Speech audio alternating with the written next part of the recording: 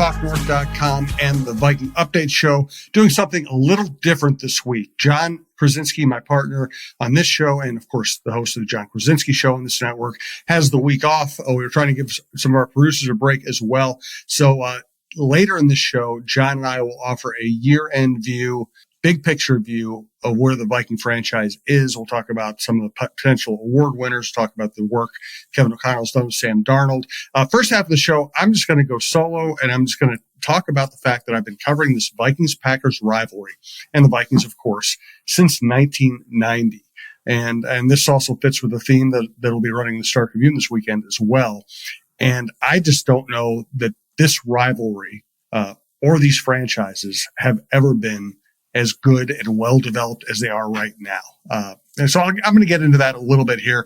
Just want to let you know, this is the Viking Update Show. We're coming to you from the Aquarius Home Services Studios. We're presented to you by OnX Hunt. We'll tell you about the new fishing app here in a little bit. Thanks also to our other sponsors, Natrium, natrium.com, Crazy Fresh, Twill in the Edina Galleria, and Chew Vision Institute. Tell you all more about them in a minute here. This is TalkNorth.com. This is a podcast network I started way back when, and we've grown quite a bit. I want to thank you all for listening. It's a great time of the year to be appreciative of what people do for you. So I'm very appreciative of my partners, our producers, my co-hosts, the many hosts across the network. We've got a bunch of great shows. Go to TalkNorth.com. You'll find something you like. Sports, outdoor, variety. We plan to add some really cool names to our stable this year. So keep listening. And again, we do appreciate it. Best way to listen, subscribe to your favorite podcast app. It's free. It's the easiest way to listen. So I think this Viking season fits into a bunch of really cool categories. Number one, unexpected success is the best kind of sports success. The kind that comes out of nowhere, the kind that isn't burdened by pressure. You get to just enjoy it. I'm reminded of the 2001 Twins, the 2017 Vikings after Sam Bradford got hurt. I mean, we could go through a long list. There have been a lot of teams like this, the wild run to the Western Conference Finals. It's so much fun when it's a surprise, when it feels like a gift rather than a requirement. And this Vikings team has done that. And, bigger picture, I've been covering this franchise for a long time. We know the problems they face. We know that they used to be on the police blotters all the time, that it used to be very easy to ridicule. And the modern Viking organization has grown up to a degree I'm not sure I ever could have imagined back when I was standing around Winter Park in that kind of beat up old building where and young fans might not even be able to comprehend this. I mean, those Viking teams were good. Late 80s, early 90s, they were good teams. They won division titles. They were competitive. They had their downturns like all teams do, but it was a competitive franchise. That team would go on playoff runs, or at least go to the playoffs, and to be able to practice the passing game and not freeze their rear ends off, they would have to inflate a little golf dome in the backyard of Winter Park on one of the grass fields, like a 40-yard dome. They couldn't punt without the ball hitting the ceiling. They couldn't throw a long pass without running out of turf. They basically, it was almost like what you would consider primitive for a high school team to do these days. It's amazing how far these franchises have come. Another thing I remind people in my column this week, the Green Bay Packers, Lambeau Field was not a big deal back then. It was just a place where a bad franchise played. They used to play some of their games in Milwaukee just as a way to kind of diversify their ability to reach fans and hope they would draw more people in Milwaukee than they did at Green Bay sometimes. Until Brett Favre got hot in 1992, a Packer ticket was not that hard to get. And now you know what it is. You know what the deal is. So these two franchises have come so far. Lambeau Field has been refurbished, has been turned into a beautiful museum. US Bank Stadium, I've been to all the stadiums. Dawn Mitchell, I talked about this on her show as well. It's as good a stadium, as good as a football stadium as you're ever going to find. Maybe somebody will innovate something that will change the game. Right now, where the game is right now, I think US Bank Stadium is as good as it gets. And to be able to go in there and be warm during the middle of a cold winter and watch this kind of entertainment and the game production stuff. I used to play lacrosse for the Twin Cities Lacrosse Club when I first came to Minnesota. And they would actually have my team play at halftime of a Viking game. That's how low the bar was for halftime entertainment at an NFL game, a sold out NFL stadium. Now, of course, if you've been to the games, even if you haven't been to the games, you probably have a pretty good feel for it. The choreography, the sound system, the size and quality of the stadiums, the coordination of the fans, it's all stunning. It's all off the charts. The pyrotechnics, the halftime entertainment, it's just off the charts. And it should be. The NFL is a very rich league that has done incredibly well, that has money to burn, and they should use their dominance in this way. They should have the best game day experiences. I covered baseball for a while, and I used to be able to make at least a semblance of an argument that baseball was a better game in some ways. I like the NBA a lot. You could argue there's certain things about the NBA game that might have advantages over the NFL experience, but I don't know. It's over. All these debates are over. The NFL is the dominant entity in American sports, in North American sports, and I love it. I have to admit, and I used to feel more guilty about it. I used to feel more guilty about loving it when head injuries, the NFL would try to hide the effect of head injuries when the NFL didn't seem to want to prevent head injuries. It was a tough sport for me to watch. Now they've gotten that out of the game, and it always cracked me up. People thought they couldn't get that out of the game. Of course, you can teach people to tackle properly. They do it with 8-year-olds. Keep your head up. Don't leave with the crown of your head. Don't try to give somebody a concussion. It's not that hard. And they've proven it's not that hard. Now it's just an intricate, dramatic game. The rise of fantasy football, the ability to watch any game you want, the red zone, the NFL is there. And I don't even see any threats to its throne at this point, even though there are other sports I enjoy. As for this Vikings team, as professional journalists, you don't cheer for teams, but you never really lose your ability to look at things as a human being. And just the way Kevin O'Connell conducts himself, the way he treats people in the media, the way he treats his players, the vibe in that locker room, the way these players know that the front office, ownership, the coaching staff care about them as people. They're not just pieces of meat. It's as good a vibe as I've ever been around. I've been around some great Vikings teams. I've been around some really cool people.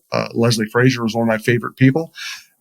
This is as good as it gets. It really is. So I would just say, as hard as it is for a Vikings fan to just say, okay, I'm just going to enjoy the ride, this is probably a time when you should do that. This is found money. This is house money. I thought this team was going to win 6 or 7 games this year, and now they have a chance to fight for the number 1 seed. This season is already a success. Doesn't mean you can't or won't agonize over these big games coming up.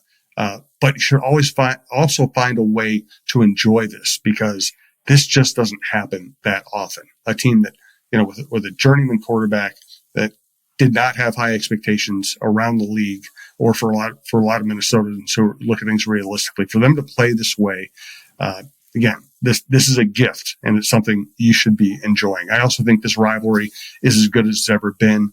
O'Connell and LaFleur, 2 of the best coaches, 2 of the best offensive coaches in the NFL. Brian Flores, 2 good defenses. I don't know, just enjoy it. That's what I will say. Enjoy this. And if you get a chance to go to US Bank Stadium and see this game, I highly recommend doing so. All right. Again, later in the show, John and I are going to talk about some big picture Viking stuff, some year-end Viking stuff. Right now, I want to let you know more about Onyx Hunt, and specifically that ice fishing is here. And it's time to hit the frozen water with Onyx Fish. The Fish app is the most comprehensive fishing tool for increasing your confidence on ice. Use Onyx Fish to find new places to fish and sort lakes by species, abundance, trophy, and keeper potentials. Onyx Fish also shows you hot spots, lake-by-lake regulations, and private and public land ownership information. For a limited time, download Onyx Fish for free in Minnesota and Wisconsin, or go to onyxmaps.com/fish to get more information on the app that is changing the game on ice. Another one of our longtime sponsors, Natrium, natrium.com. I'm using their Goodnight Moon gummies. They help me sleep. They help me relax. My wife uses some of the Carbe Diem gummies. You can find oils that'll help you with your gut health. You can find balms that'll help you with joint inflammation. You can find candies, gummies, drinks, dips that will help. Some will help you with short-term stress. Some will help you with long-term stress. Some will help you sleep. Some will help you relax. Some will help you have fun. I highly recommend going to a Natrium or a Wildflower shop, talking to the sales associate, and finding what's going to work for you, because they have all different, dosages, different ingredients designed for different effects. You're going to need some help. And once you get that help, you probably find something that improves your life. So I highly recommend it. Another thing that improves my life, Crazy Fresh. They deliver me great products that are so easy to eat. And yes, they are crazy fresh. Over the holidays, they brought me the holiday fruit tray, the holiday veggie tray. They're fantastic. I love their guacamole. They also have original guacamole. They have organic guacamole. I tend to prefer the other guacamole. It's got a little more kick to it. And all kinds of salads, just stuff that you can eat right away. It's going to be healthy. It's going to be nourishing. It's going to fill you up. And it's so easy. My wife likes taking the salads because it takes about 5 minutes to eat a salad, and she has a crazy job. So highly recommend getting deliveries from Crazy Fresh. They also have golden tickets out there. First golden ticket winner got to go to the Vikings-Packers game at Lambeau Field. So definitely check it out. I want to tell you about Twill in the Edina Galleria. That's Scott Dayton's shop, best men's clothing store in Minnesota. And guess what? It is a local shop. It's a one-off bespoke store where you can go and you can get tailored stuff, everything from warm socks to beautiful Italian suits. I just bought a couple of cashmere sweaters there that are just great for wearing around the winter, going to games. And really, there's so many different brands he has. Go to twillmn.com to check out everything he has in the shop. He handpicks everything. Everything that goes in that shop is something he has handpicked. He has a great staff, very knowledgeable people, very relaxed people. It is a nice, relaxing place to go shop for anything. And I have to really highly recommend the Brax pants. I've gone from my just Brax khakis to buying almost everything they make. It's also comfortable and fits so well. And the Peter Millar stuff and the Johnny O stuff, especially the Peter Millar, it's that athletic wear that looks like dress wear. It's such a great combination. So check it out. Go to twillmn.com, sign up for the email alerts. That it won't spam you. It'll just send you a notification every once in a great while when they're having a sale. Highly recommend it. And now here, finally, John Krawczynski on Chew Vision Institute. Chew Vision Institute in Bloomington. If you go to chewvision.com, you can set up a consultation to go in like I did and go through a very thorough, very educational process to evaluate your options for vision correction. For years and years, I had been talking to people about LASIK surgery. I had worn glasses and contacts since I was in 4th grade and had always kind of thought about doing it, but always was just like, yeah, it can't really be that different from what I'm doing, on a daily basis. Right. And everyone who had it assured me like, no, it's the best thing ever. And I rolled my eyes and was kind of skeptical. Well, finally I bit the bullet, went into Chew Vision this summer, had my LASIK surgery with Dr. Chew. And I can tell you that everything that I was told that was right. Life is so much easier, so much more convenient now that I've had LASIK surgery.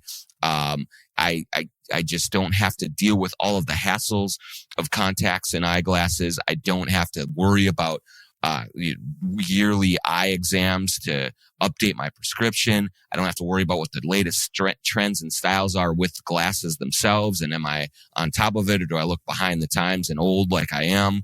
I just have really great vision on a daily basis, and the people at Chew helped me through it. It's such an easy process. They inform you of everything all the way through. You feel great about making the right decision for you. And then if you do choose LASIK, like I did, the process is very quick and very easy. It takes less than 5 minutes to do the procedure. You go home, you take a little rest, you wake up, and you start feeling great and you're seeing great. So go to chewvision.com to set up your consultation. Tell them John Krawczynski Show sent you. And in this season of holiday giving, treat yourself to something that will really change your life at Chew Vision. All right. As promised, my conversation with John Krawczynski about this remarkable Vikings season.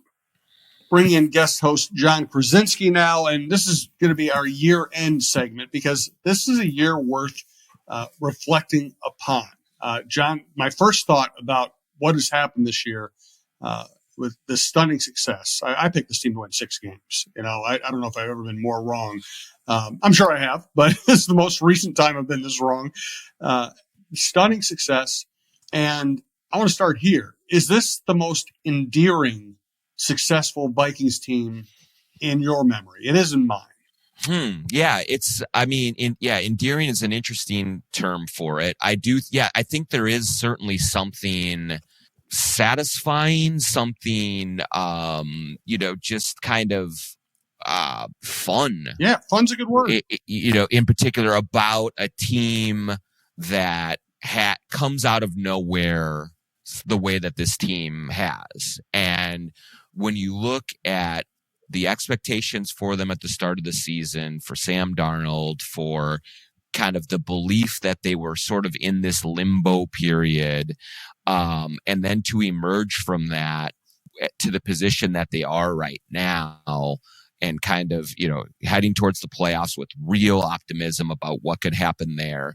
I do think that this has been just a really fun season to watch a team that is genuinely pretty likable, that is clearly well prepared day in and day out for each game, well coached, playing the right way, if to use that term. I think that it's a rare occasion for me to think of another Vikings team that maybe had expectations that were as low as they were, and then the reality of it coming out on the other side. Because the one thing I will say is that, we remember a couple of years ago when KOC had a great first season, you kind of were watching that team and saying, man, there's a little smoke and mirrors here. They're getting lucky with some things and it's going their way.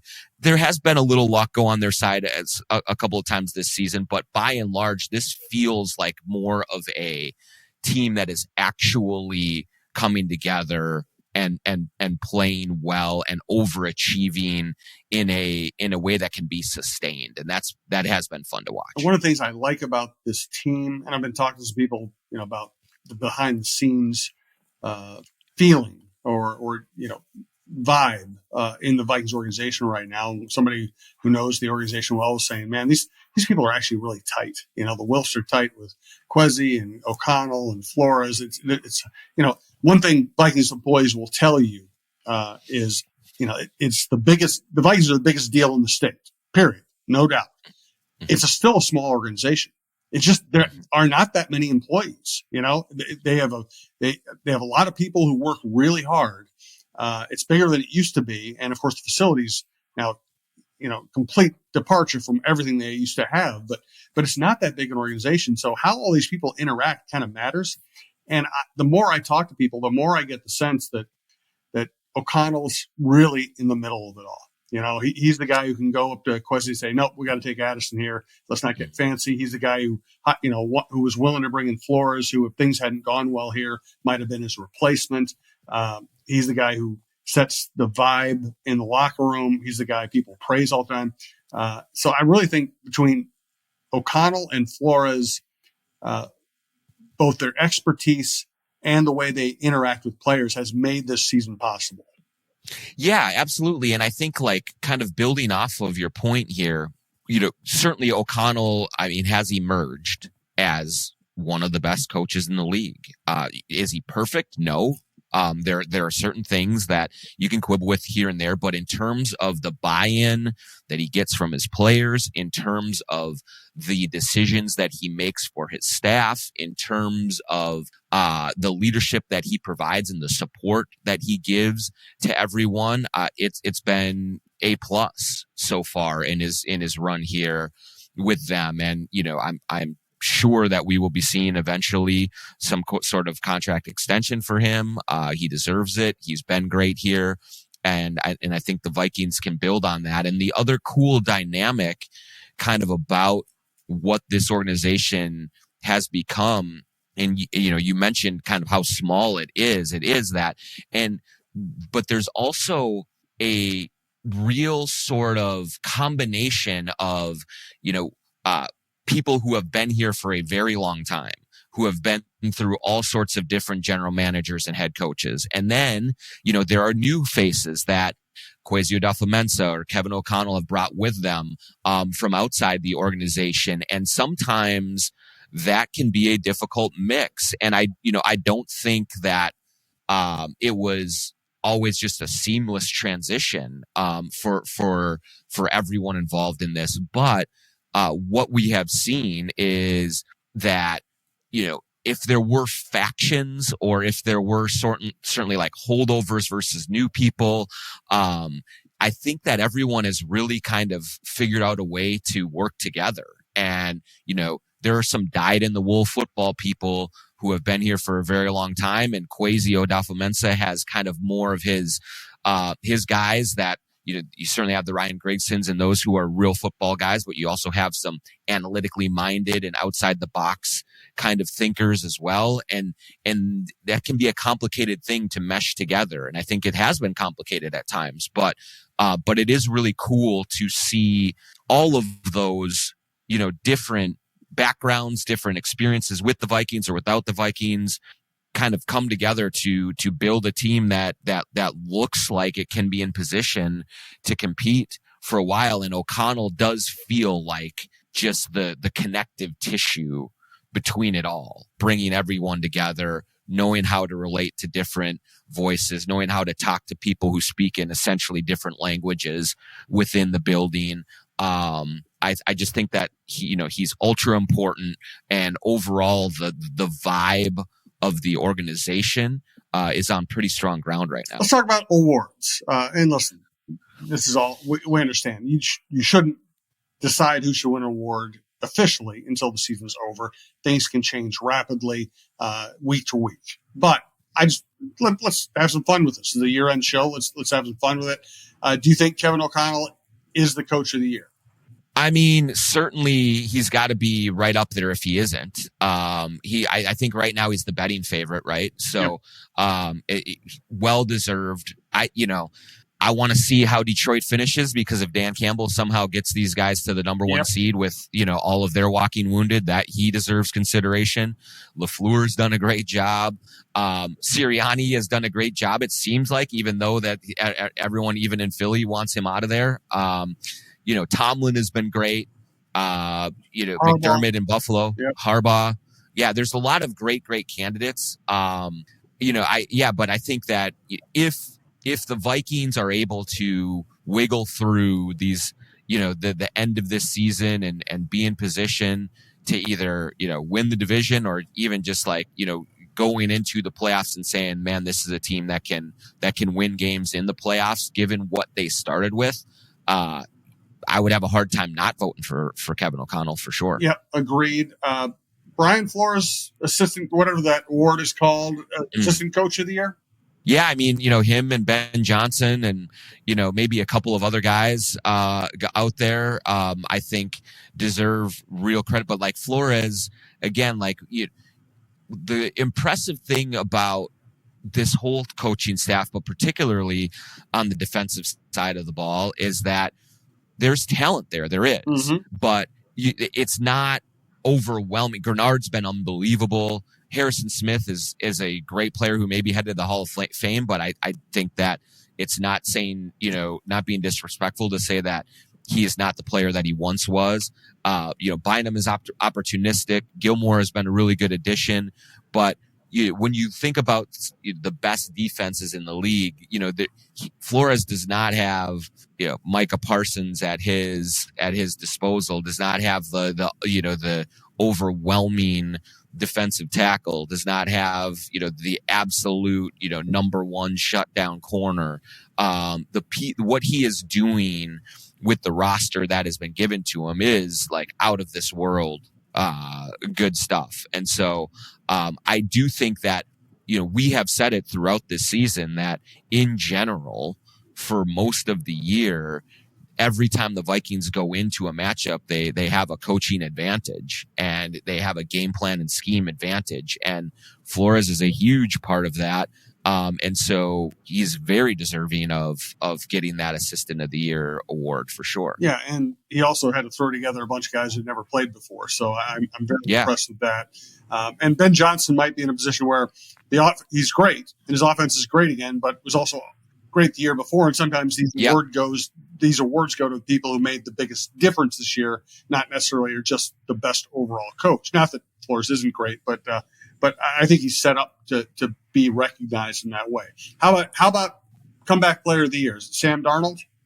Yeah, I think Darnold for the Vikings. Darnold, yes. I mean, considering that he was really hanging on to his career by his fingernails when he arrived here. I mean, if things did not go well here with the Vikings, I think that he was looking at just spending the rest of his career as a backup unless he got thrust into a situation for an injury and took off that way. But given what had happened in New York and Carolina, and then just the sabbatical year that he had in San Francisco, I think this was kind of a last chance for him to prove that he was a starter. And he has not only been a starter, he's been a high-level starter. And so, no matter what happens with him in Minnesota, what he has guaranteed himself, I believe, is he will be a starting quarterback in the league next year.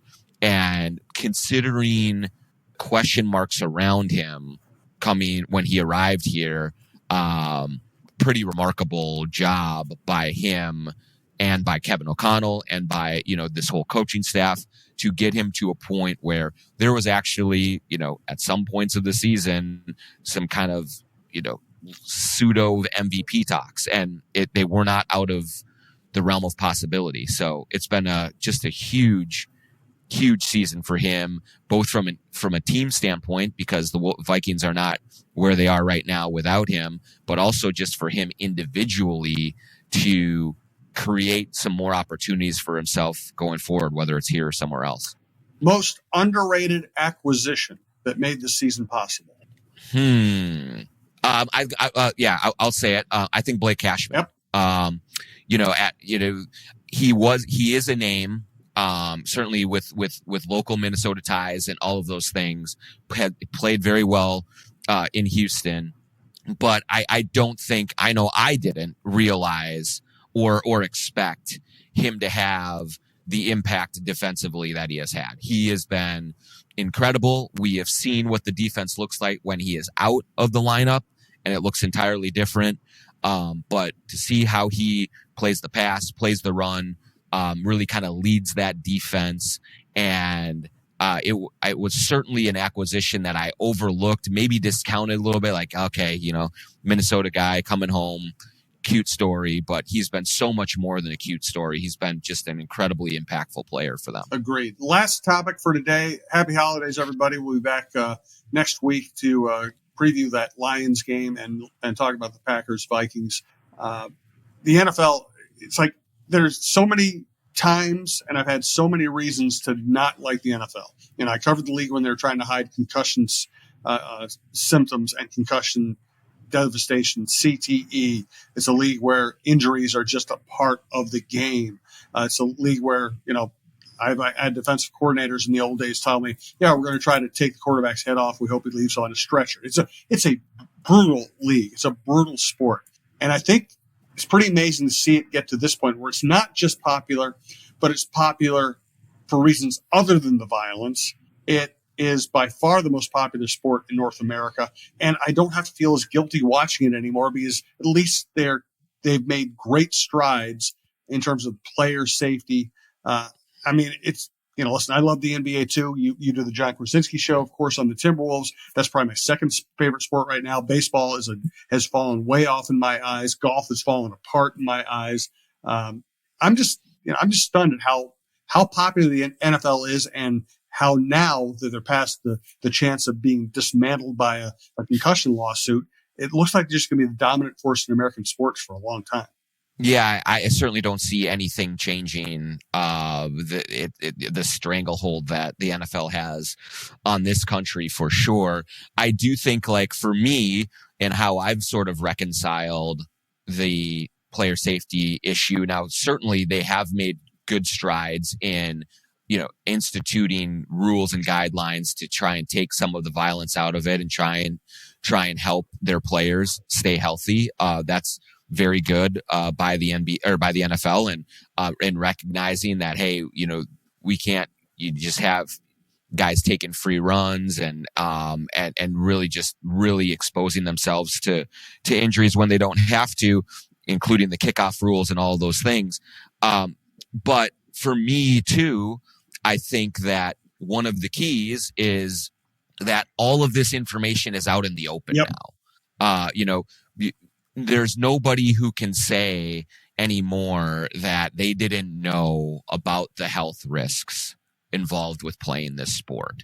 I think for years and years and years, it was covered up by the league. It was not acknowledged. It was unknown just how devastating this game can be. And through the reporting, at the New York Times and other places, through the Concussion, the Will Smith movie, through the potential lawsuits and discussions that way, through the rules changes, everyone who gets involved with this now understands the risks. And so it's a lot harder for players in this day and age to say, hey, I didn't know, this is wrong. Something was covered up. The information is all out there.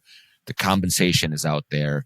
And so these decisions are being made with all of the education involved in it. And so if that's, if people choose to do it, more power to them. And so I can kind of go forward watching it just with that peace of mind that, no one is being coerced or hoodwinked into playing this game and thinking they're gonna, they're not exposed to any type of risk. It's well known now. Right on. Hey, if you like this show, also check out Jeff Diamond's Vikings NFL Insider with the former Vikings general manager. Also, Don Mitchell has had some great Viking related guests.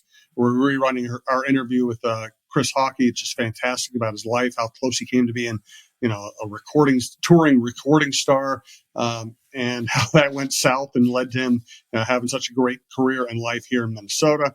We also have an interview with Karen Nelson, lead counsel for the Vikings, her amazing life, and now she's married to Mark Rosen, two great people together. Check all that out. Just check out everything at talkingworth.com. We have big plans for 2025. We're thrilled we've made it this far, but we're not done building this out. Thanks to John for all of his work on this show and the John Krawczynski show. And hey, happy holidays, everybody. We'll talk to you in the new year.